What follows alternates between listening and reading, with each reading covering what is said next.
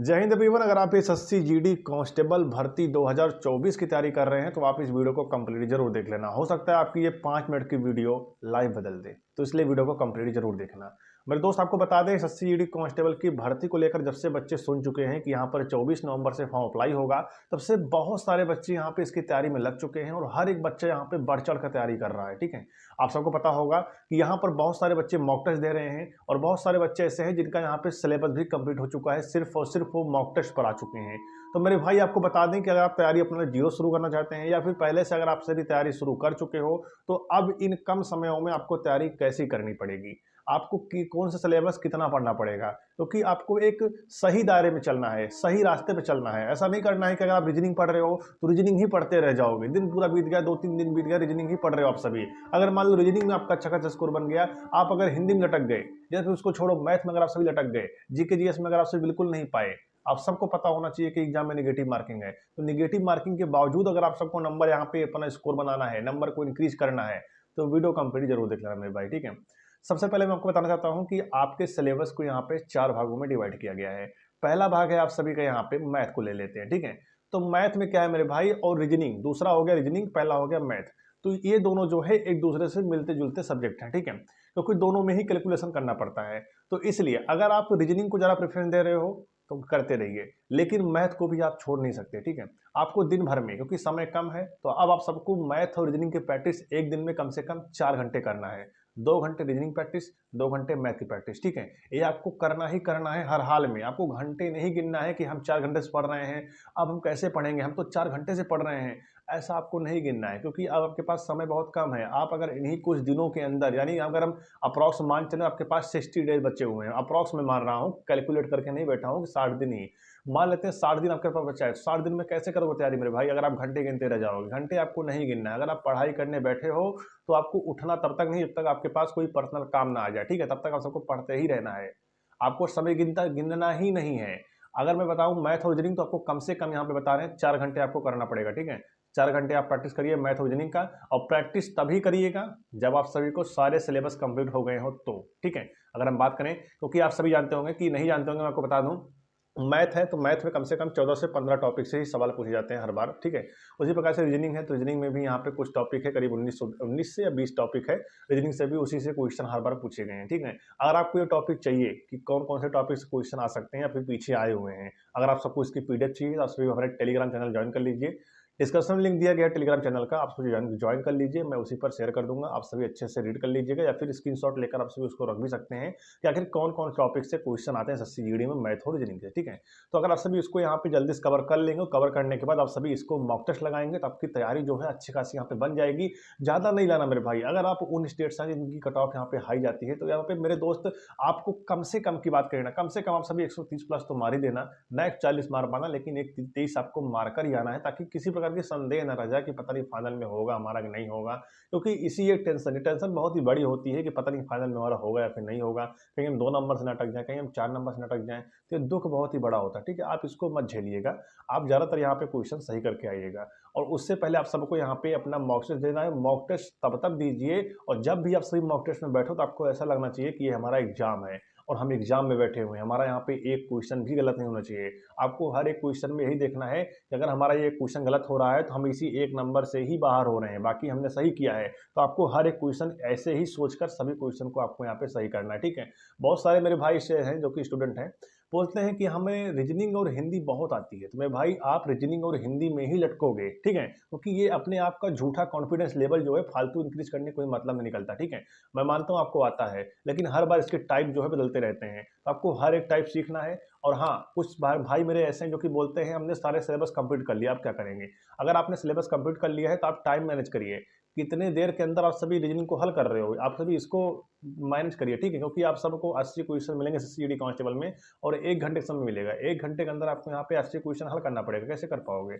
आपकी प्रैक्टिस यहाँ पे बहुत ही अच्छी होनी चाहिए। ठीक है, आपको सवाल आ रहे हैं अच्छी बात है, क्वेश्चन आ रहे हैं अच्छी बात है, लेकिन आपको प्रैक्टिस भी यहाँ पे अच्छे से करनी पड़ेगी, तभी आप एग्जाम क्वालिफाई कर सकते हो।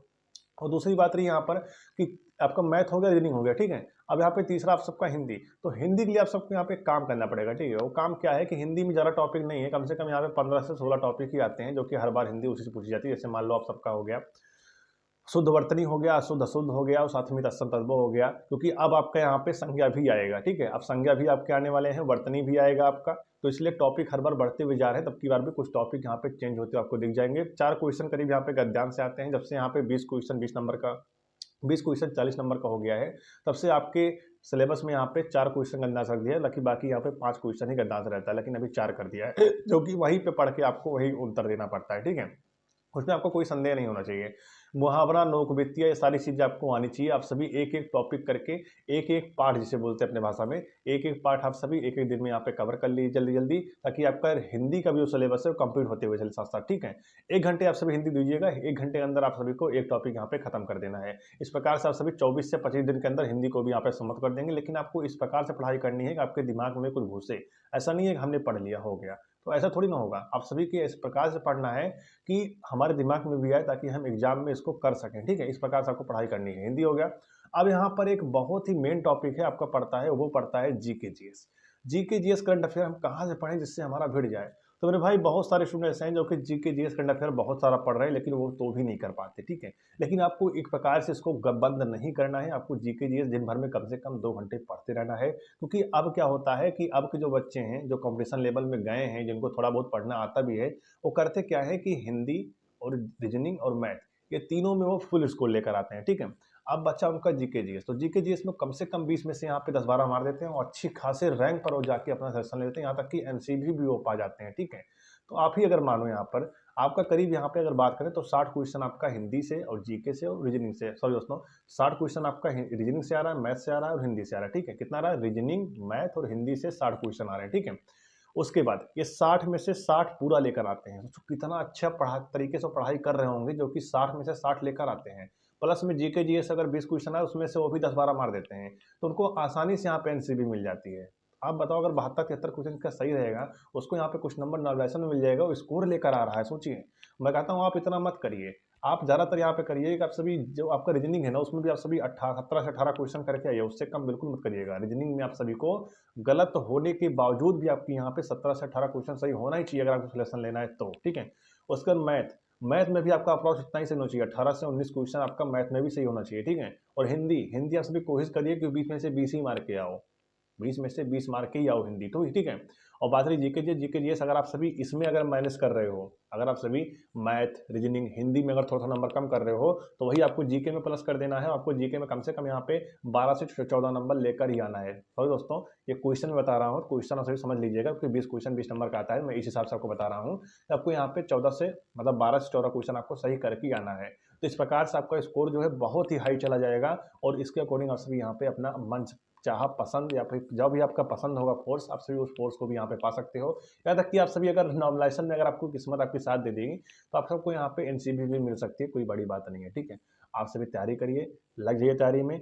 कोई भी अगर कमी होगी कमेंट कर सकते हो, मैं कमेंट में आप सबका कमेंट पढ़ के उसकी रिप्लाई भी करूंगा। ठीक है, और मैं आपको हर एक चीज़ बता दिया हूँ किस प्रकार से आपको तैयारी करना है। आपको दिन भर में कम से कम यहाँ पे 6 से 7 घंटे पढ़ाई करना है, उससे कम तो करना ही नहीं है। ठीक है, अब कुछ भाई बोलेंगे 7 घंटे अगर मैं पढ़ूंगा दिन कब व्यतीत करूंगा, तो मेरे भाई देखिए, आप मॉर्निंग कुछ पढ़ लीजिए, ठीक है, दोपहर में कुछ पढ़ लीजिए और शाम को 3 घंटे पढ़ लीजिए, आपका 7 घंटा वैसे ही हो गया।